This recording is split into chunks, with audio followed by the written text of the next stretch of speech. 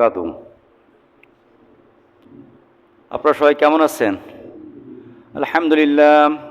আলহামদুলিল্লাহ রব্বুল মাশরিকাইন ও রব্বুল মাগরিবাইন ও খলাকা জাওজাইন ও আমারা বিওয়ালিদাইনি ইহসানাইন ও খলাকা কুল্লু শাইইন। নাশহাদু আল্লা ইলাহা ইল্লাল্লাহু ওয়াহদাহু লা শারীকা লাহু نشهد أن سيدنا سندنا حبيبنا وطبيبنا وطبيب قلوبنا محمد صلى الله عليه وعلى آله وصحبه وسلم تسليما كثيرا كثيرا. أما بعد فقد قال الله سبحانه وتعالى في كلامه المجيد والفرقانه الحميد: أعوذ بالله من الشيطان الرجيم. بسم الله الرحمن الرحيم. ولا تحسبن الله غافلا عما يعمل الظالمون إنما يؤخرهم ليوم تشخص فيه الأبصار. صدق الله العظيم. সর্বপ্রথম সেই মহান মুনিবের দরবারে লাখো কোটি শুকরিয়া আদায় করি যে মহান রব্বুল আলামিন দুনিয়ার সমস্ত কাজ থেকে ফারাক করে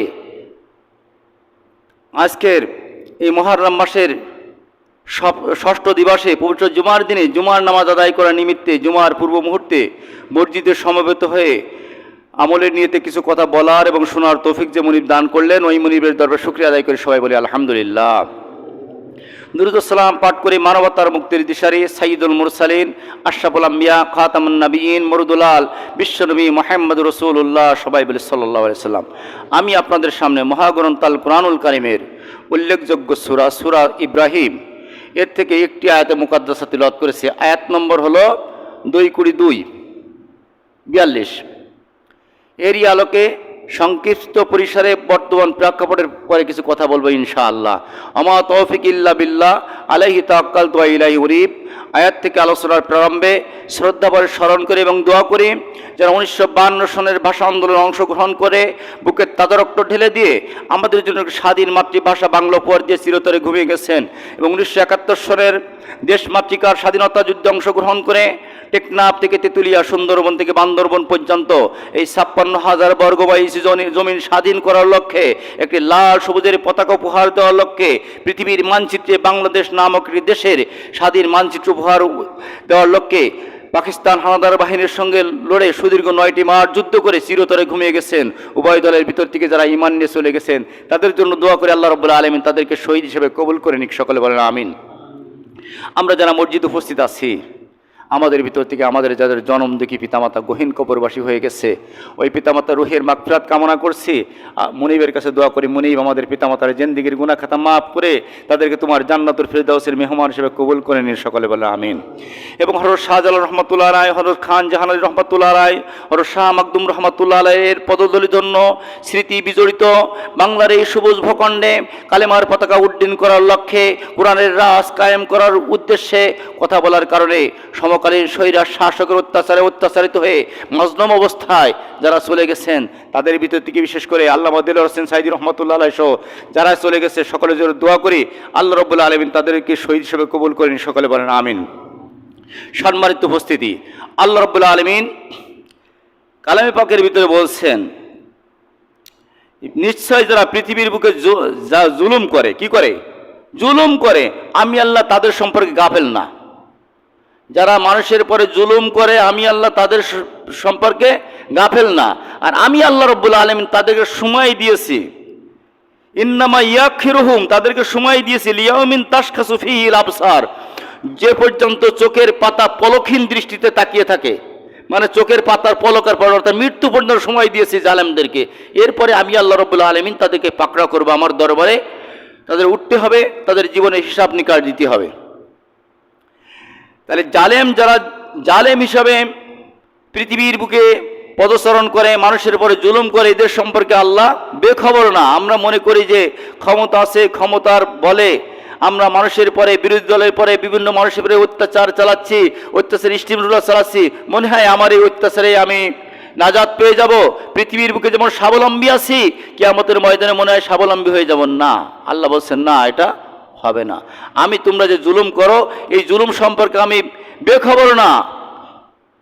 আমি তোমাদের সময় দিয়েছি ওই পর্যন্ত, মৃত্যু পর্যন্ত, চোখের পলক যে পর্যন্ত পড়ে ওই পর্যন্ত। আজকের আমি যে বিষয়ের পরে বিশেষ করে কথা বলবো, আজকের যেহেতু মুহররম মাস, কি মাস? মুহররম মাস। মুহররম মাস ইসলামের ইতিহাসে একটি গুরুত্বপূর্ণ মাস, পবিত্র মাস। পবিত্র মাসসমূহের ভিতরে একটি মাস মুহররম মাস, এবং আরবি মাসসমূহের ভিতরে প্রথম মাস। এই মুহররম মাসের অনেক গুণাবলী রয়েছে, অনেক গুণাগুণ রয়েছে। তার ভিতরে একটা গুণের কথা, একটা ফজিলতের কথা বলে আমি সামনের আলোচনার দিকে যাব। মুহররম কেন্দ্রিক যে আলোচনা, সেটা হলো বিশেষ করে আলোচনা যেটা হয় সেটা হলো আশুরা। মুহররমের 10 তারিখ নিয়ে আলোচনা হয়, কিন্তু এর আগে যে কথা, বিশ্বনবী সাল্লাল্লাহু আলাইহি সাল্লাম উনি দেখলেন যে মদিনায়, মক্কার ভিতরে ইহুদিরা রোজা রাখে 10 তারিখে। উনি জিজ্ঞাসা করলেন, কেন রোজা রাখো তোমরা এই তারিখে, কেন রোজা রাখো? ইহুদিরা বললেন, নাসারারা বললেন, উভয় গোত্র বললেন যে এই তারিখে ইব্রাহিম আলাইহিসসালাম অগ্নিকুণ্ড থেকে মুক্তি পেয়েছেন, এই তারিখে ইউনূস আলাইহিসসালাম মাছের পেট থেকে মুক্তি পেয়েছেন, এরকম বহুত কথা, তাই আমরা রোজা রাখি।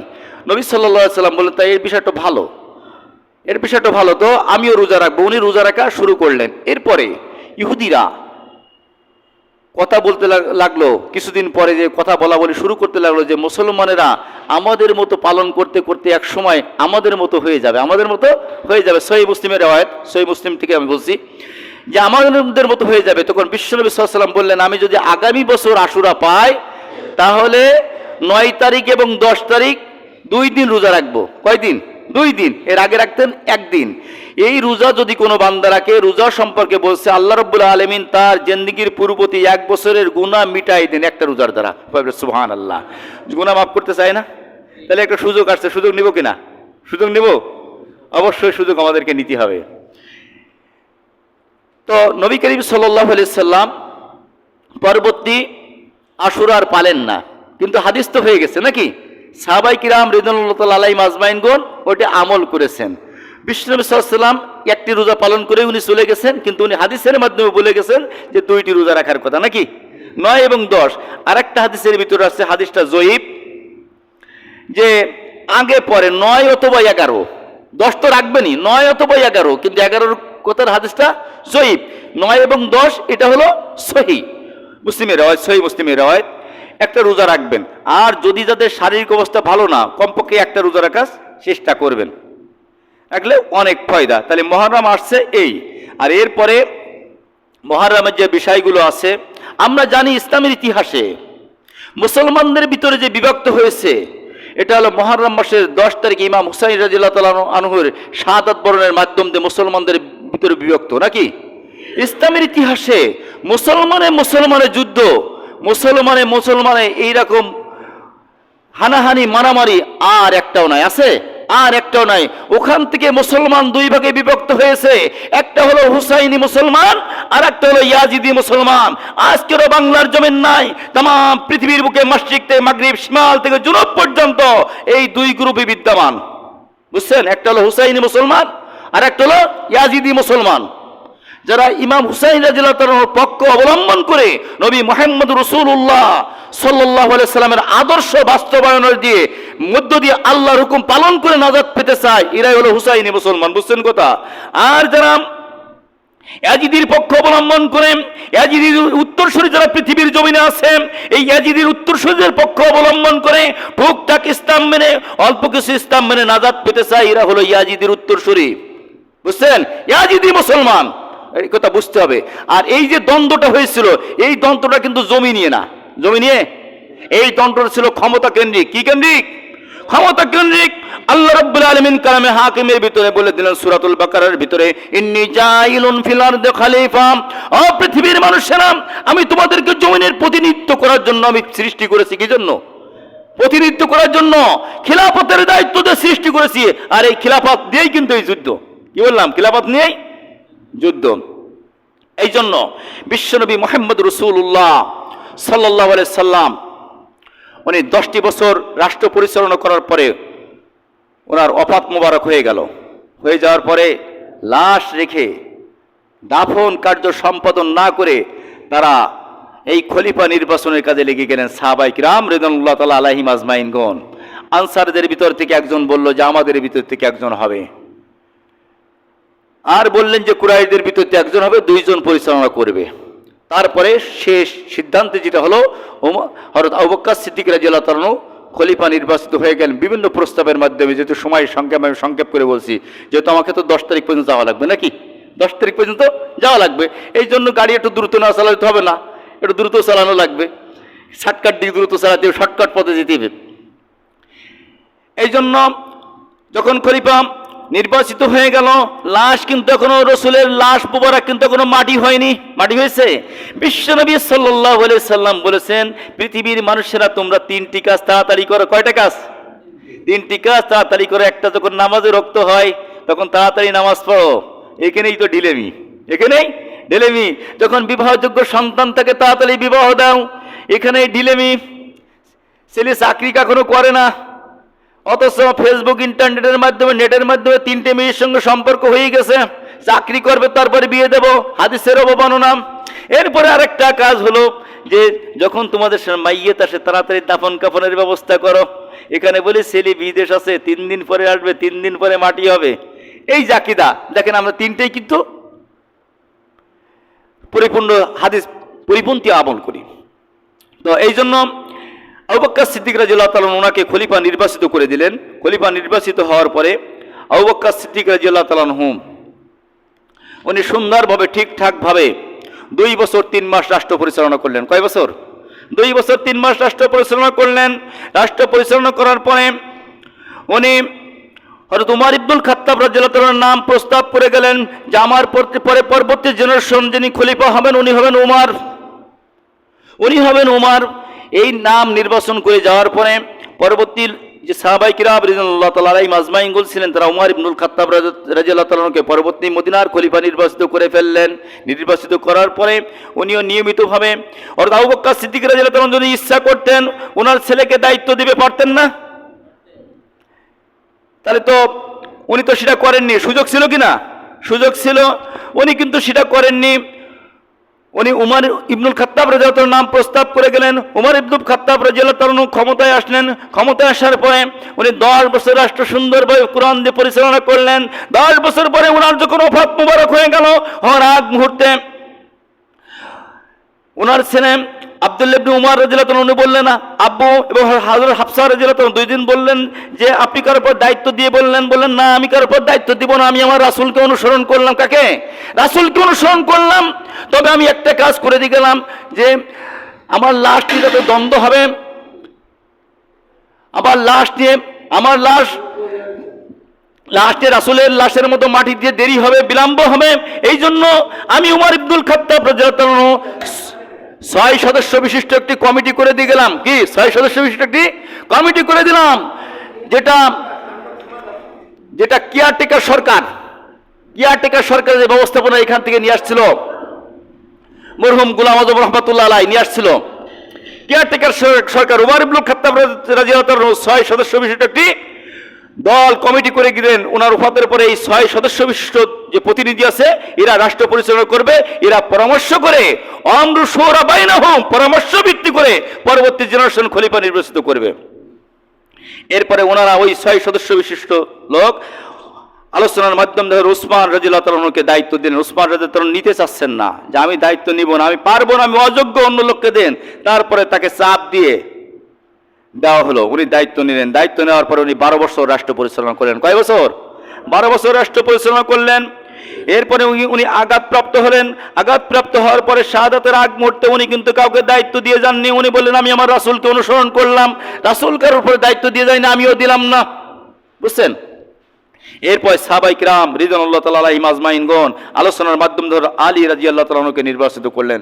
আলী রাদিয়াল্লাহু তাআলাকে যখন খলিফা নির্বাচিত করছেন, আলী রাদিয়াল্লাহু তাআলা আনহু কাঁদতে কাঁদতে জর্জরিত হয়ে যাচ্ছেন যে আমি দায়িত্ব পালন করতে পারবো না। সাহাবায়ে কিরামগণ বললেন আপনি রাসূলের জামাই, রাসূলের চাচতো ভাই, আপনাকে দায়িত্ব নিতেই হবে। তারপর তিনি দায়িত্ব নিলেন।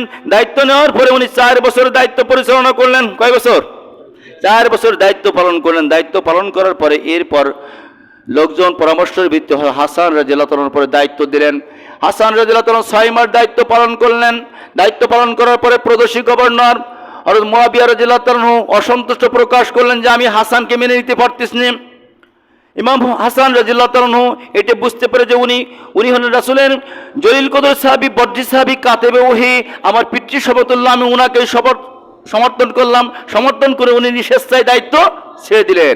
হাসান ছেড়ে দেওয়ার পরে এবার শুরু হয়ে গেল যে আর কিন্তু খিলাফত ব্যবস্থা থাকলো না। খিলাফত ব্যবস্থা থাকলো, এবার হলো আমিরত্ব ব্যবস্থা। এখন কিন্তু আর নির্বাচন নেই।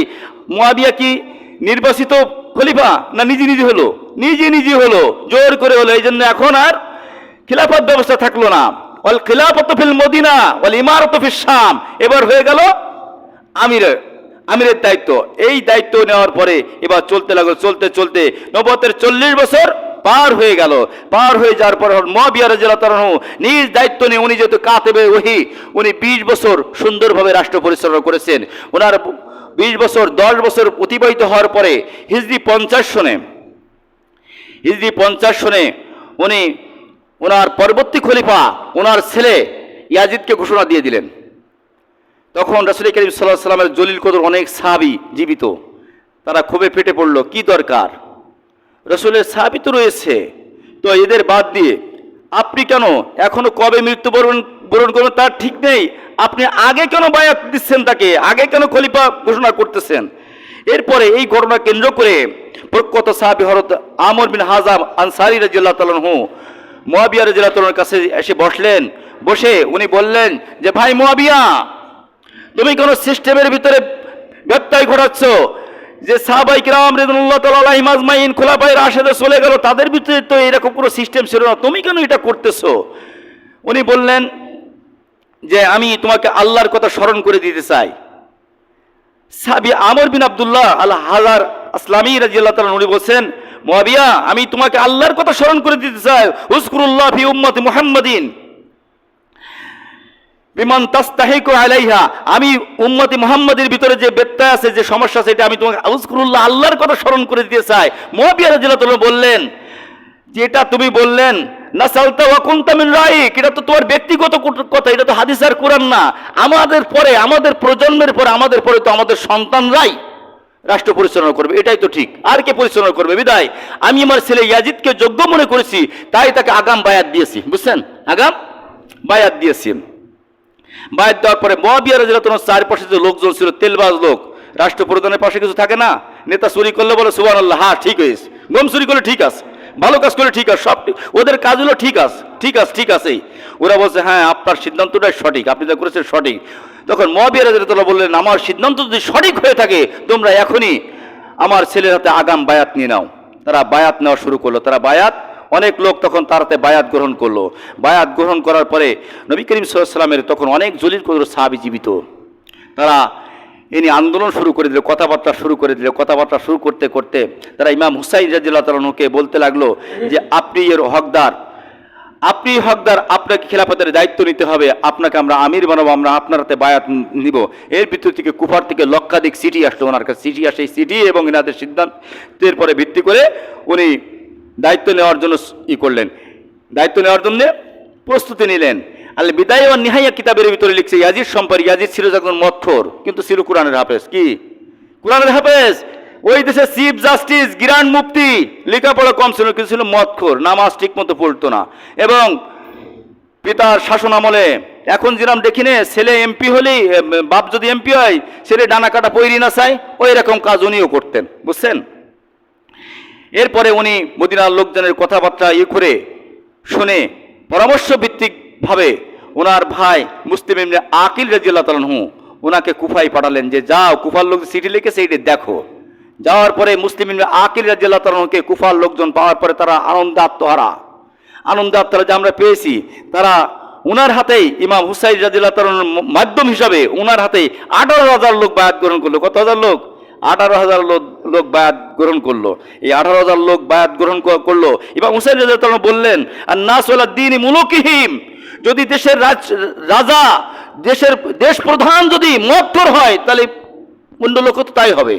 রাজা যেমন হবে, প্রজারও তো সেরকম হবে, ইচ্ছা করে সব মানতে পারবে না। এই সিদ্ধান্ত নিয়ে অগ্রসর হলেন। এর পরবর্তীতে আমাদের সমাজের যে অবস্থা দেখছেন, ইমাম হুসাইন রাদিয়াল্লাহু তাআলা আনহু যেটা বুঝছেন আমরা সেটা বুঝিনি। আমরা যখন গাড়িতে যাই, বিভিন্ন জায়গায় যাতায়াত করি, যাতায়াত করতে করতে ড্রাইভার যদি গাড়ি জোরে চালায়, আমরা পিছনে ধমক দেয়, ড্রাইভার গাড়ি আস্তে চালাও, কেমন আস্তে চালাও, আমি শুনেছি।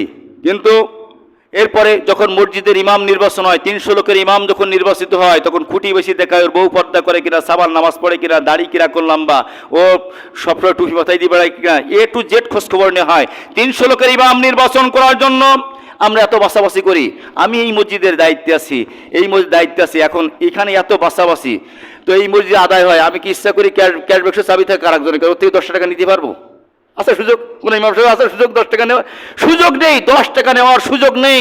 তারপরেও আমরা এত বাছাই করি 300 লোকের নেতা নির্বাচন করার জন্য।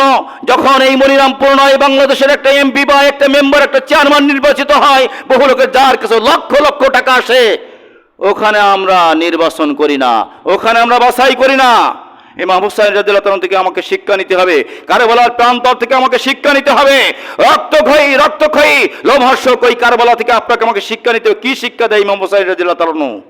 বুঝছেন কথা? এই যে কার্যক্রম, এই কার্যক্রম যদি আমরা না মানি তাহলে তো হবে না, হবে না। এগুলো আমরা করিনি, এগুলো আমাদের করতে হবে। এর পরবর্তীতে ইতিমধ্যেই ইয়াজিদের নিকট সংবাদ পৌঁছে গেল যে কুফায় ইমাম হুসাইনের চাচতো ভাইয়ের কাছে, মুসলিম ইবনে আকিল রাদিয়াল্লাহু তাআলার কাছে বহু লোক তারা বায়াত গ্রহণ করছে। শোনার পরে তখন কুফার গভর্নর ছিলেন রাসূলের একজন সাহাবী, নাম ছিল নোমান ইবনে বাশির। ওনার কাছে চিঠি লিখলো, হ্যাঁ নোমান ইবনে বাশির, ইমাম হুসাইনেতে বায়াত গ্রহণ করো, তুমি কি করো? তুমি কি আঙ্গুল চষো? এই মুহূর্তে তোমাকে ওখান থেকে বরখাস্ত করে উবাইদুল্লাহ বিন জিয়াদকে ওখানকার গভর্নর নিযুক্ত করে দিলাম। বুঝছেন? নিযুক্ত করার পরে উবাইদুল্লাহ ইবনে জিয়াদ ক্ষমতা পাওয়ার পরে উনি এসে যে 18,000 লোক ইমাম হুসাইন রাদিয়াল্লাহু তাআলার হাতে বায়াত গ্রহণ করেছিল, তাদের ঘর বাড়ি জ্বালাই দেওয়া শুরু করলো, তাদের উপরে অত্যাচারের স্টিম রোলার শুরু করে দিল। আজকেরা পৃথিবীর জমিনে দেখেছি, ক্ষমতা পাওয়ার পরে বিরোধী দলের লোকের ঘর বাড়িতে আগুন দেয়, বিরোধী লোকের পরে মিথ্যা মামলা দেয়। এই যারা করে এরা ইয়াজিদের উত্তরসূরি, আর এদেরকে যারা সমর্থন করে এরা হলো ইয়াজিদের উত্তরসূরি, ইয়াজিদি মুসলমান। বুঝছেন? ইয়াজিদি মুসলমান। এই জন্য হুসাইনি মুসলমান আর ইয়াজিদি মুসলমান, এটা আপনাকে আমাকে পার্থক্য করে সামনে চলতে হবে। এরপরে এই অত্যাচার স্টিম রুলা চলতে লাগলো। এরপরে আস্তে আস্তে উবাইদুল্লাহ বিন জিয়াদ যে অত্যাচারিত হয়ে এখন যে কুফায় যে 18,000 লোক মুসলিম আকিল রাদিয়াল্লাহু তাআলার হাতে বায়াত গ্রহণ করেছিল, ওদের কণ্ঠ বন্ধ হয়ে গেল। কণ্ঠ বন্ধ হয়ে তারা এখন ইমাম হুসাইনের বিরুদ্ধে, ইচ্ছার বিরুদ্ধে তলোয়ার ধরতে বাধ্য হলো, যে আর তো বাসা নেই। এই ধরার পরে এই গুটি পায় আস্তে আস্তে করে এর মধ্যে চলতে ইমাম হুসাইন রাদিয়াল্লাহু তাআলা আনহু কারবালার প্রান্তরের দিকে আস্তে আস্তে ইরাকের দিকে রওনা করেছেন। ইরাকের ভিতরে যখন পৌঁছে গেলেন, কারবালার প্রান্তে যখন পৌঁছে গেলেন, তখন হুসাইন আসছে এই সংবাদ পাওয়ার পরে কুফার গভর্নর উবাইদুল্লাহ বিন জিয়াদ প্রথমে 4,000 পদাতিক সৈন্য প্রেরণ করে দিলেন যে হুসাইনের গতিরোধ করো। 4,000 আর 1,000 অশ্বারোহী পাঠালেন। এই 1,000-এর সেনাপতি দিলেন হুর বিন ইয়াজিদ। এই হুর বিন ইয়াজিদকে পড়াই দেওয়ার পরে কিন্তু এই লোকটা ছিল একটু নরম প্রকৃতির লোক। কি বললাম? নরম প্রকৃতির লোক। ইনি ইমাম হুসাইন রাদিয়াল্লাহু তাআলার সঙ্গে কোনো বেয়াদবি করেনি, আটকাতেছে। হুসাইন রাদিয়াল্লাহু তাআলার সামনে যেতে চাই, উনি বলে যাওয়া যাবে না, হুজুর যাওয়া যাবে না, চাকরি বাসায় বেয়াদবি মাফ করবেন, আপনি রসুলের পরিবার আপনার সঙ্গে বেয়াদবি করবেন না, সামনে যাবে না। এই ঠেলাঠেলি করতে এই চলতেছে, করে নাই। এইভাবে করতে তারা যখন কারবালার প্রান্তরের ভিতরে চলে আসার পরে এরপরে উবাইদুল্লাহ বিন জিয়াদ আরো 4,000 সৈন্য প্রেরণ করলেন। তাহলে সৈন্য হলো এবার কত? 9,000 সৈন্য পড়ে তারা কারবালায় ইমাম হুসাইন রাদিয়াল্লাহু তাআলাকে ঘিরে ফেললেন। কি করলেন? ইমাম হুসাইন রাদিয়াল্লাহু তাআলাকে ঘিরে ফেললেন। এদিকে ওদিকে আর যাওয়া যাবে না। এই 4,000 সৈন্য ছিল, সৈন্যের যিনি প্রধান ছিলেন তিনি ছিলেন ওমর বিন সাদ। ঘিরে ফেলার পরে ইমাম হুসাইন রাদিয়াল্লাহু তাআলা বললেন যে তোমরা আমাকে এদিকে যেতে দেবে না, ওদিকে যেতে দেবে না, আমি মদিনায় ফিরে যাই। বললেন না, যাওয়া যাবে না। কি করা যাবে না? না, যাওয়া যাবে না। তাহলে আমাকে দামেস্কে যেতে দাও, আমি ইয়াজিদের কাছে যাই জিজ্ঞেস করবো যে নবী পরিবারের সঙ্গে এই বেয়াদবি করার সাহস তাকে কে দিয়েছে? বলে তাও যাওয়া যাবে না। বলে আমাকে কুফায় যেতে যাও, বলে তাও যাওয়া যাবে না। বলে তাহলে কি করতে হবে? তোমাকে স্বেচ্ছায় এখানে ইয়াজিদের বশ্যতা স্বীকার করতে হবে। ইমাম হুসাইন রাদিয়াল্লাহু তাআলা বললেন না, এটা আদৌ সম্ভব না, এটা আদৌ সম্ভব না। আমি ইয়াজিদের কাছে, মদখোরের কাছে, মদখোর রাজার কাছে আমি মাথা নত করতে পারি না, তার বশ্যতা স্বীকার করতে পারি না, তার হাতে আমি বায়াত গ্রহণ করতে পারি না, এটা আমার দ্বারা সম্ভব না। এরপরে সম্ভব না হলে এই কথা উনি বলছেন, বলার পরে তার পরবর্তীতে ওই সেনাপ্রধান উবাইদুল্লাহ বিন জিয়াদের কাছে চিঠি লিখলো। কি লিখলো? চিঠি লিখলো যে আমি তো বললাম, তারপরে নেতার কাছে শুনে দেখি। চিঠি লেখার পরে উনি চিঠির যে জবাব দিলেন যদি হয় ইয়াজিদের বশ্যতা যদি স্বীকার না করে, তাহলে ওখান থেকে তাকে এক পা এদিক থেকে যেতে দেওয়া যাবে না, তাকে ওখানেই বন্দি করে রাখা হবে। এই রাখার পরে এইভাবে চলতে চলতে এইভাবে চলাফেরা করতে, এই কারবালায় পৌঁছানোর কিছুক্ষণ আগে, কারবালায় পৌঁছানি এর একটু আগে একজন আরব্য কবি ফারাজদাক, ওনার সঙ্গে ইমাম হুসাইন রাদিয়াল্লাহু তাআলার সঙ্গে সাক্ষাৎ হলো। সাক্ষাৎ হওয়ার পরে উনি বলছেন ইমাম ফারাজদাকের কাছে যে আপনি তো কুফা থেকে আসছেন, তা কুফার মানুষের অবস্থা কি বলেন তো? তারা তো আমার কাছে লক্ষাধিক চিঠি লিখেছেন। উনি বললেন চিঠি লিখেছিল সব ঠিক আছে, কিন্তু তাদের মন আপনার পক্ষে থাকলে তারা আর আপনার পক্ষে নেই, তারা আপনার বিপক্ষে। আপনার চাচাতো ভাই মুসলিম আকিল রাদিয়াল্লাহু তাআলাকে প্রকাশ্য লোকের মাঝে তাকে ফাঁসি দেওয়া হয়েছে, তাকে হত্যা করা হয়েছে, বিদায় সে অবস্থা আর নেই। এরপরে উনি বললেন যে আল্লাহ এর ভালো ফয়সালাকারী। ইমাম হুসাইন রাদিয়াল্লাহু তাআলা বললেন আল্লাহ এর ভালো ফয়সালাকারী। করার পরে ওখানে উনি আবদ্ধ হয়ে গেলেন। এই চলতে মুহররমের 8 তারিখ, আমি কিন্তু সংক্ষেপ করে নিয়ে আসছি, কিন্তু সময় ঘড়ির কাটা চলেছে। মুহররমের 8 তারিখে উবাইদুল্লাহ বিন জিয়াদ এখন বললেন যে ইমাম পরিবারের জন্য পানি বন্ধ। কি বন্ধ? পানি বন্ধ। ওদেরকে আর পানি খেতে দেওয়া যাবে না। এতক্ষণ তো আমরা বন্দি করে রেখেছিলাম, 2-1 ফুরাত নদী থেকে পানি এনে খেতেছিল, এখন আর পানি খেতে দেওয়া যাবে না, পানি বন্ধ তাদেরকে করে দেওয়া হলো। পানি বন্ধ করে দেওয়ার পরে মুহররমের 9 তারিখ সকালবেলা সীমার উবাইদুল্লাহ বিন জিয়াদের পক্ষ থেকে এসে বললেন এখন আমরা তোমার সঙ্গে যুদ্ধ করব। এখন কি করব? যুদ্ধ করব। তাবুর আশপাশ দিয়ে ঘোরাঘুরি করে ইমাম হুসাইন রাদিয়াল্লাহু তাআলা বললেন যুদ্ধ করব, আমি কি অপরাধ করেছি? তবে তোমরা যদি যুদ্ধই করতে চাও আমাকে একটা রাত ছেড়ে দাও, আমি আমার মুনিবকে মনের মতো রাতের বেলা একটি ইবাদত করে আমার মাওলাকে ডাকি। বলে দ্যাটস ওকে, তোমাকে একটা রাত সময় দেওয়া হলো। এই একটা রাত সময় দিল। সময় দেওয়ার পরে রাতের বেলায় ইমাম হুসাইন রাদিয়াল্লাহু তাআলা তার সঙ্গীর সাথে 78 জন সাহাবা, ওনার কওমের আছে, সাইডের আছে 78 জন। কোন কিতাবের 200 জনের কথা লিখেছে, যেহেতু এটা ইতিহাস তো ওইভাবে তো আর বলা যাবে না, যেহেতু হাদিসের কিতাব সুনানে মাজারের ভিতরে আছে, বিভিন্ন হাদিসের কিতাবে লিখছে, লিখার পর লেখে হাদিসুন জয়ীফুন, এটা দুর্বল, হাদিসের ভিতরে জয়ীফ থাকে, এটা তো ইতিহাস, বুঝছেন? এই জন্য 78 জনের কথা যেটা পাওয়া যায়, এই 78 জন লোক উনি বললেন আমি ছাড়া যে 77 জন লোক তোমরা আছো, তোমরা ইচ্ছা করলে আমাকে রেখে চলে যেতে পারো, তোমাদেরকে কেউ আটকাবে না, আমার সঙ্গে যা হয় হবে, আমি বশ্যতা স্বীকার করব না। আমাদের সমাজে একটা কথা আছে যে জীবন বছরে ফরজ। ইমাম হুসাইন রাদিয়াল্লাহু তাআলা যদি ওই দিন ইয়াজিদের বশ্যতা স্বীকার করতেন, ওনাকে কি মরা লাগতো? বাতিলের সামনে মাথা নত করলে কি মরা লাগতো? আল্লাহ রাব্বুল আলামিন কালামে পাকের ভিতরে বলেছেন ইন্নী জাইলুন ফিল আরদি খলিফা, ও পৃথিবীর মানুষেরা তোমরা জমিনে প্রতিনিধিত্ব করবে, কারোর সামনে মাথা নত করবে না, বুঝছেন? মাথা নত করবে না। আজ মুসলমানেরা মাথা নত করে, মুসলমান ছিল সিংহের জাতি, মুসলমান হয়ে গেছে বিড়ালের জাতি। বিড়ালের জাতি হয়ে যাওয়ার কারণে আজকের আমাদেরকে ফুটবলের মতো লাঠিয়ে নিয়ে আসছে। আজ তাম পৃথিবীর বুকে মুসলমান মার খায়, কারণ আমরা সেখানে নাই। ইমাম হুসাইন রাদিয়াল্লাহু তাআলা যে আদর্শ নিয়ে কারবালার প্রান্তরে 78 জন লোকের ভিতরে তারা শাহাদাত বরণ করেছেন, আমরা সেই আদর্শ আমাদের বুকে ধারণ করতে পারি নাই, বুঝছেন? এরপরে উনি বললেন, তারা বললেন না, যাওয়া সম্ভব না। এরপরে 61 হিজরি 61 হিজরি মুহররমের 10 তারিখ শুক্রবার সকালবেলা, আজকের যে শুক্রবার সকালবেলায় ইমাম হুসাইন রাদিয়াল্লাহু তাআলাকে সন্ধান করতে লাগলো কাফের সৈন্যরা। তারা ওই যে সৈন্যরা করতে এমত মুহূর্তে মুসলিম ইবনে আওস নামক একজন সাহাবী সীমারকে দেখে ফেললো। সীমার একা ঘুরতেছে। উনি ইমাম হুসাইন রাদিয়াল্লাহু তাআলাকে বললেন, ওই যে সীমার আপনার বিরুদ্ধে বেশি কুচক্রি কাজ করতেছে, আপনার বিরুদ্ধে বেশি শত্রুতা করতে, আমি ওকে তীর মেরে হত্যা করি। ইমাম হুসাইন রাদিয়াল্লাহু তাআলা বললেন, না, তীর মেরো না, তার কারণ আমরা চাই না সংঘর্ষ বাঁধুক। অর্থাৎ মুসলমান হলো শান্তিপ্রিয় জাতি, মুসলমান কখনো জঙ্গিবাদ হতে পারে না। এখান থেকে শিক্ষা নেন। বদরের দিকে শিক্ষা নেন, আগে মুসলমান যুদ্ধ শুরু করে নাই। উহুদ থেকে শিক্ষা নেন, আগে মুসলমান যুদ্ধ শুরু করে নাই। আপনার মুসা আলাইহিস সালাম থেকে শিক্ষা নেন। দেখেন যে জাদুকার্য উনি আগে শুরু করে নাই, শুরু করেছে যে ওরাই করে বর্তমান মুসলমান শান্তিপ্রিয় মানুষ। এই পৃথিবীর বুকে মুসলিম জাতি হলো শান্তিপ্রিয় জাতি। আজকের এই ইয়াজিদি মুসলমান যারা যারা ইয়াজিদির উত্তরসূরি, তারা এই শান্তিপ্রিয় মুসলমানদের পরে অত্যাচার চালায়। বুঝছেন কথা? শান্তিপ্রিয় মুসলমানদের পরে অত্যাচার চালায়। চিহ্নিত করে রাখতে হবে। মুসলমান দুই প্রকার, বলছে কয় প্রকার? দুই প্রকার। একটা হলো হুসাইন মুসলমান, আর একটা হলো ইয়াজিদি মুসলমান। ইয়াজিদ কি কাফের ছিল প্রথম পর্যায়ে? এখনো কাফের কিনা তো বলা যাবে না, কাফের ফতোয়া দেওয়া যাবে না। আল্লাহু আলাম, আল্লাহ ভালো জানে। আমরা ওটা ওদিকে যাব না, ওদিকে যাব না, যে কি ছিল আল্লাহই ভালো জানে। তো এই যে অবস্থা, এই জন্য আপনাকে ফিরে আসতে হবে। এরপর যখন তারা যুদ্ধ করব বলে করতে লাগলো, আমর বিন সাদ সর্বপ্রথম, এই আমর বিন সাদ এতদিন খুব নরম প্রকৃতির ছিলেন, খুব দয়া দেখাইছেন সেনাপ্রধান।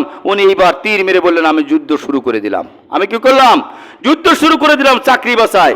এরপর তামিম গোত্রের একজন লোক আব্দুল্লাহ ইবনে আওসাজা, সে এসে ইমাম হুসাইন রাদিয়াল্লাহু তাআলাকে চিৎকার করে করে ডাকছে বেয়াদবের মতো, কই হুসাইন, কই হুসাইন।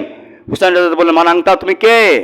উনি পরিচয় দেওয়ার পরে, ওনাকে ধমক দেওয়ার পরে উনি চলে গেলেন। চলে যাওয়ার পরে আপনার পাপিষ্ঠ নুসাইদের পুত্র মালিক উনি এসে যুদ্ধ শুরু করে ইমাম হুসাইন রাদিয়াল্লাহু তাআলার মাথায় কোপ মারলেন তরবারি দ্বারা। কোপ মারার পরে ওনার মাথায় ছিল বুরুশ, অর্থাৎ রেশমি কাপড় দিয়ে জড়ি দিয়ে করা বডি। ওর পরে আঘাত লেগে ইমাম হুসাইন রাদিয়াল্লাহু তাআলার এক মাথা ক্ষত বিক্ষত হয়ে গেল, কেটে গেল, রক্তাক্ত ব্লিডিং শুরু হয়ে গেল, বুরুশ কেটে পড়ে গেল। ইমাম হুসাইন রাদিয়াল্লাহু তাআলা বিভাসিত। এবার দেখে যে ফোরাত তীরে কোনো লোক নাই, পানির দরকার। ওনার তাবুর যে লোক আছে তাদেরকে জিজ্ঞাসা করলো পানির কি অবস্থা? বলছে পানি তো হুজুর 2 দিন আগে বন্ধ হয়েছে, পানি নাই। উনি ফোরাত তীরে চলে গেলেন। ফোরাত তীরে যে হাতের ভিতরে পানি নিচ্ছেন, অঞ্জলি পুরে পানি নেবেন, পানি নেবেন। এমতো মুহূর্তে পানি নিচ্ছেন, পানি নেওয়ার মুহূর্তে পানি নিচ্ছেন। এই পানি নিতে নিতে এই সময় আরেকজন পাপিষ্ঠ ইবনে নুসাইদ উনি ইমাম হুসাইন রাদিয়াল্লাহু তাআলাকে লক্ষ্য করে তীর মারলেন। ওই তীরটা সে ইমাম হুসাইন রাদিয়াল্লাহু তাআলার চেহারা মুবারকে ফুটে গেল। ইমাম হুসাইন রাদিয়াল্লাহু তাআলা তীরটা বের করে হাতের পানি ফেলাই দিয়ে তীরটা বের করে তাঁবুতে ফিরে আসলেন। তাঁবুতে যখন ফিরে আসছেন, তাঁবুতে ফিরে আসার পরে 10 জন পদাতিক সৈন্যের সীমার তাকে আক্রমণ করে ফেললাম। আক্রমণ যখন করেছে, আক্রমণ করতেছে, আক্রমণ করতে করতে উনি বলতেছেন যে তোমরা তাকে আক্রমণ করো, কিন্তু কেউ তার গায়ে তীর মারতে সাহস পাচ্ছে না, যে এই কাজটা আমরা কিভাবে করব, এই খারাপ কাজটা কিভাবে করবো। সবাই বলতেছে কিভাবে করব, কিভাবে করব। কেউ সীমার গালি দেওয়া শুরু করলো, তার পিতামাতা সম্পর্কে গালি দেওয়া শুরু করতে করতে এইভাবে চলতে চলতে জুরা ইবনে শুয়াইব ইমাম হুসাইন রাদিয়াল্লাহু তাআলা বাম হাত বরাবর একটা কোপ মারল তরবারি দ্বারা। কোপ মারার পরে ওনার বাম হাত মুবারক জমিনে পড়ে গেল। ইন্না লিল্লাহি ওয়া ইন্না ইলাইহি রাজিউন। রক্তাক্ত হয়ে গেল ইমাম হুসাইন রাদিয়াল্লাহু তাআলা, এক হাত নাই।